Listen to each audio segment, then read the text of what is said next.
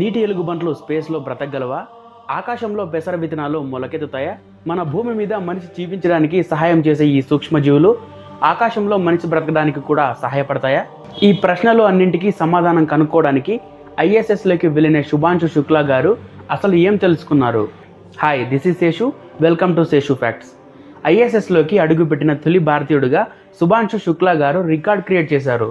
Axiom 4 మిషన్లో భాగంగా ఇతను టేకప్ చేసిన స్పేస్ జర్నీ సక్సెస్ఫుల్గా కంప్లీట్ అయింది. ఈ యాక్సియం 4 మిషన్ స్టార్ట్ అయినప్పటి నుంచి మన భూమి మీదకి ల్యాండ్ అయ్యే వరకు స్టెప్ బై స్టెప్ ఎక్స్ప్లెయిన్ చేస్తాను.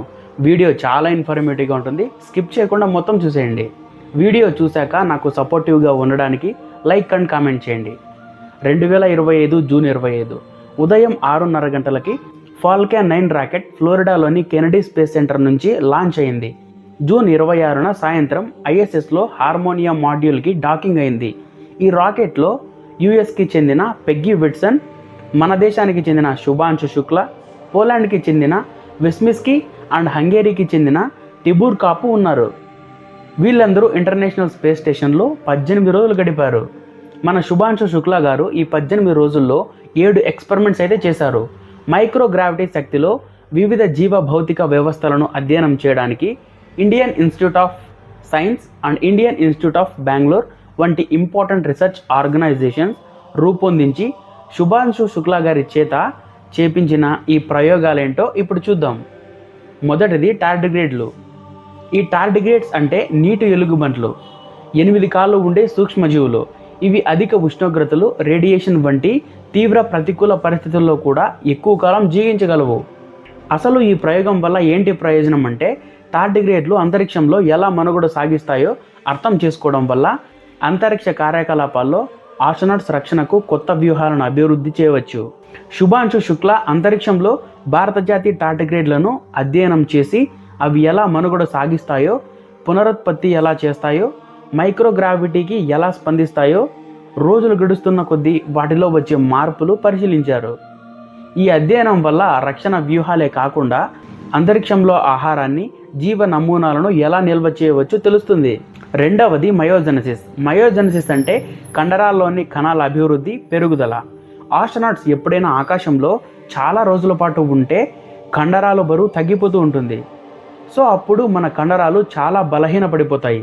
ఈ ప్రయోగం వల్ల ఏంటి ప్రయోజనం అంటే, కండరాల్లోని కణాలను మైక్రోగ్రావిటీలో అధ్యయనం చేసి అవి ఎట్లా ప్రవర్తిస్తాయో, వాటిలో వచ్చే చేంజెస్ ఏంటో శుభాంశు శుక్లా గారు అబ్జర్వ్ చేశారు. ఇలా మైక్రోగ్రావిటీల్లో కండరాల్లో జరిగే చేంజెస్ కనుక్కోవడం వల్ల వాటి బరువు తగ్గకుండా ఎలా అయితే మనం నివారణ ఉపాయాలు కనిపెట్టచ్చు అని అతను అధ్యయనం చేశాడు. మూడవది విత్తనాల పెరుగుదల. స్పేస్లోకి శుభాంశు శుక్లా గారు మెంతి విత్తనాలు తీసుకెళ్లి ట్రేలో వాటిని ఉంచారు. దీనివల్ల ఏంటి ఉపయోగం అంటే, మైక్రోగ్రావిటీ ప్రభావం మొలకలపైన, విత్తనాలపైన, పెరుగుదలపైన ఎలా ఉంటుందో అబ్జర్వ్ చేశాడు. స్పేస్లో మొక్కలు పెంచడం వల్ల ఎప్పుడైనా ఆస్ట్రోనాట్స్ చాలా ఎక్కువ కాలం స్పేస్లో గడపాల్సి వస్తే అక్కడ వాళ్లకు స్థిరమైన ఫుడ్ రిసోర్స్గా ఇవి ఉపయోగపడతాయి. 4వ ఎక్స్పెరిమెంట్ సయానోకో బ్యాక్టీరియా. ఈ సయానోకో బ్యాక్టీరియా అనేది ఆక్సిజన్ను, పోషకాలను ప్రొడ్యూస్ చేసే మైక్రో ఆర్గానిజమ్స్. శాస్త్రవేత్తల అంచనాల ప్రకారం భూమిపై మొట్టమొదటిసారిగా ప్రాణవాయువుని ఉత్పత్తి చేసింది ఈ జీవులే. ఈ ప్రయోగం వల్ల ఏంటి ఉపయోగం అంటే, మైక్రోగ్రావిటీలో సైనో బ్యాక్టీరియా ఎలా పెరుగుతుందో అర్థం చేసుకోవడం ద్వారా అంతరిక్ష కార్యకలాపాల కోసం బయో రీజనరేటివ్ లైఫ్ సపోర్ట్ వ్యవస్థలను అభివృద్ధి చేయవచ్చు. 5వ ఎక్స్పెరిమెంట్ మైక్రో ఆల్గే. మంచినీరు, సముద్ర పర్యావరణ వ్యవస్థల్లో కీలక పాత్ర పోషించే సూక్ష్మ ఏకకణ జల జీవులను మైక్రో ఆల్గే అంటాం. ఇవి పోషకాలను అందించగల ఆహారంగా స్వీకరించి తగిన సూక్ష్మజీవులు, అలాగే బొగ్గు వంటి శిలాజ ఇంధనాలకు ప్రత్యామ్నాయమైన బయో ఇంధనంగా కూడా ఉపయోగపడతాయి. వీటి వల్ల ప్రయోజనం ఏంటి అంటే, ఇవి కూడా మైక్రోగ్రావిటీలో ఎలా పెరుగుతాయి అని అర్థం చేసుకోవడం వల్ల ఆస్ట్రోనాట్స్ స్థిరమైన ఆహార వ్యవస్థలను అభివృద్ధి చేయడం దీని లక్ష్యం. అండ్ అంతేకాకుండా అంతరిక్షంలో ఇంధన సమస్యలకు కూడా ఇది పరిష్కారాన్ని చూపుతుంది. 6వది విత్తనాల ప్రయోగం. ఈ ప్రయోగం ఆహార పంటల విత్తనాలపై సూక్ష్మ గురుత్వాకర్షణ ప్రభావాన్ని పరిశీలించి శుక్లా గారు మైక్రోగ్రావిటీ వాతావరణంలో పంట విత్తనాల పెరుగుదల, దిగుబడులపై అధ్యయనం చేశారు. దీర్ఘకాలిక అంతరిక్ష యాత్రలలో ఆస్ట్రోనాట్స్ పోషకాలతో కూడిన ఆహారాన్ని అందించే విధానాలను తెలుసుకోవడానికి ఈ అధ్యయనం చాలా ఉపయోగపడుతుంది. వాయేజర్ డిస్ప్లేలు. ఈ ప్రయోగంతో ఎలక్ట్రానిక్ గ్యాడ్జెట్లు అంతరిక్షంలో ఎలా పనిచేస్తాయి, వాటి వాడకం వల్ల వ్యోమగాములపై ఎలాంటి ప్రభావం ఉంటుందో శుభాంశు శుక్లా గారు విశ్లేషించారు.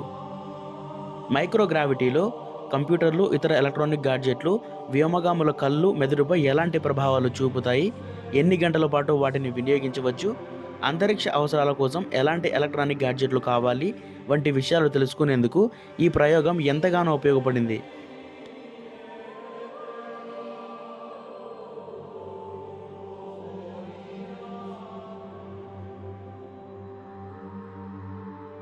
ఫ్రెండ్స్, ఇంతటితో అయితే మన వీడియో ముగుస్తుంది. వీడియో ఇన్ఫర్మేటివ్గా అనిపిస్తే లైక్ చేసి కామెంట్ చేయండి. ఇంకా ఎవరైనా మన ఛానల్ని సబ్స్క్రైబ్ చేసుకోకపోతే సబ్స్క్రైబ్ చేసుకొని బెల్ ఐకాన్ ఆన్లో పెట్టుకోండి. Love you all.